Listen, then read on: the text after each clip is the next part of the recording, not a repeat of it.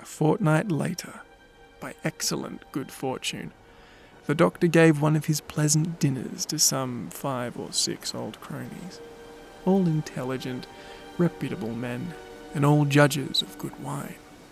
And Mr. Ruttison so contrived that he remained behind after the others had departed. This was no new arrangement, but a thing that had befallen many scores of times.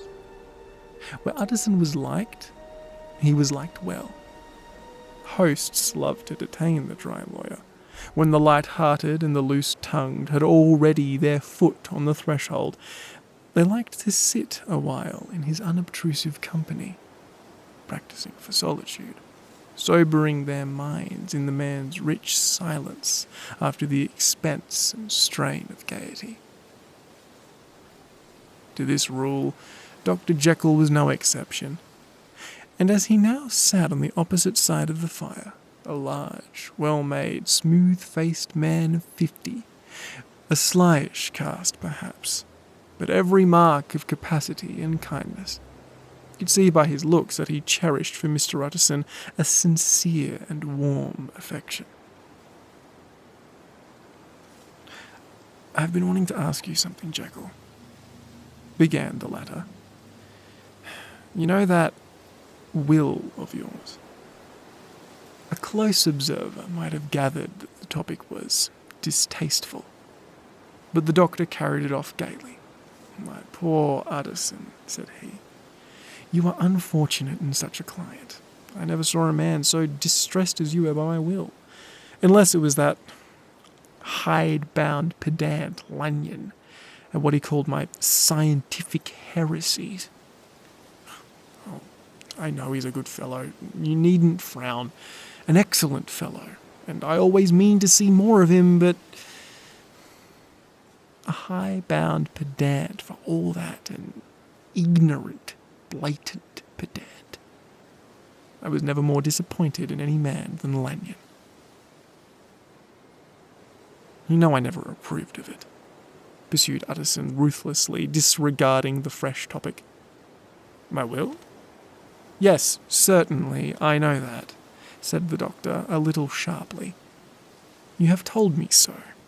Well, I tell you so again," continued the lawyer.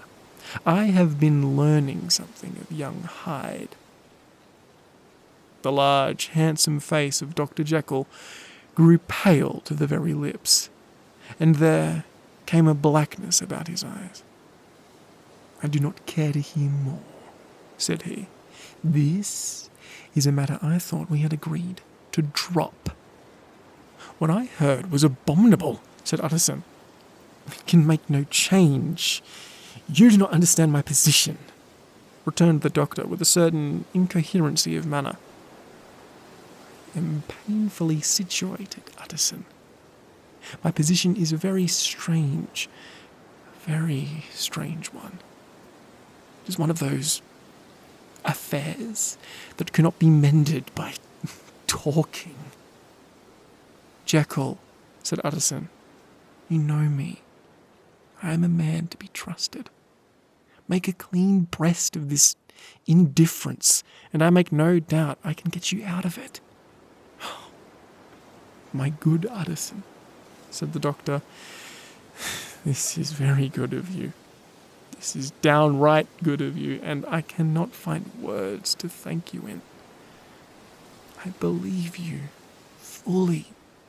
I would trust you before any man alive, before myself, if I could make the choice, but indeed it isn't what you fancy.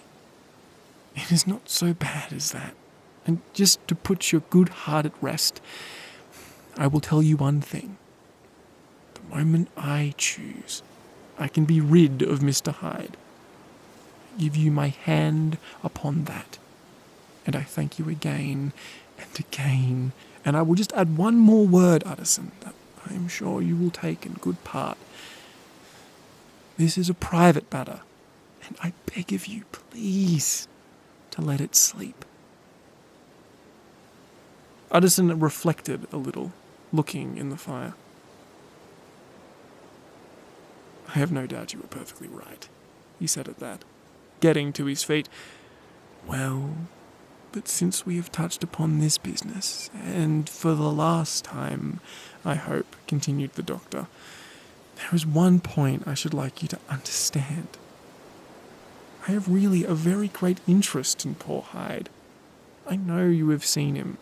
He told me so, and I fear he was rude. But I do sincerely take a very great interest in that young man. And if I am taken away, Addison, I wish you to promise me that you will bear with him and get his rights for him.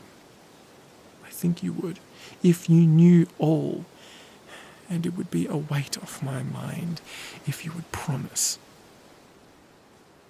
I can't pretend that I shall ever like him, said the lawyer. I don't ask that, pleaded Jekyl, laying his hand upon the other's arm. I only ask for justice. I only ask you to help him for my sake when I am no longer here. Addison heaved an irrepressible sigh. Well, said he, I promise.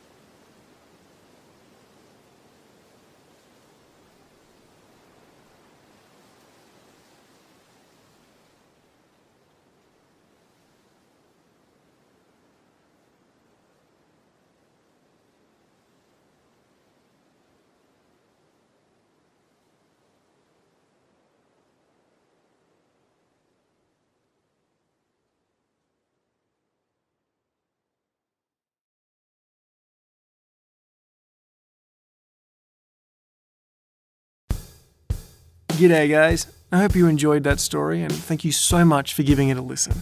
Remember, if you want some more scary stories, you can go to the Scary Stories for Late Nights playlist. Dusk Bowl has been a fantastic project to work on, and remember, if you've got any fanfic or fan art or any just questions about the series, feel free to email me at duskbowl.fm@gmail.com. I love every single one of you, and you've made being a microtuber probably one of the best experiences of my life. I want to give special thanks to my patrons, of course, being Lady Nevermore, Skulk Queen, Catherine Gordon, The Curator, and Stephen Stevens. If you see them in the comments, please say g'day. And to all of you, I bid you logs of love and shit shippers.